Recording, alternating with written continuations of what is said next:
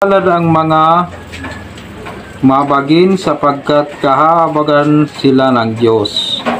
So, mga mahabagin, mga maawain sa kapwa, mapalad po tayo. Yung habag kasi, mga kapatid, yun po yung pakiramdam mo na parang pag nakakakita ka ng mga taong nangihina, mga taong naghihirap, nahahabag ka.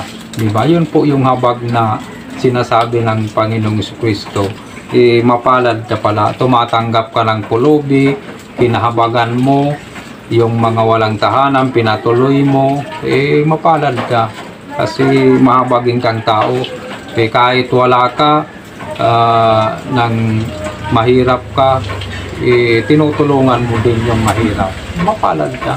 Kasi mahabagin ka sa iyong kapwa. At wala kang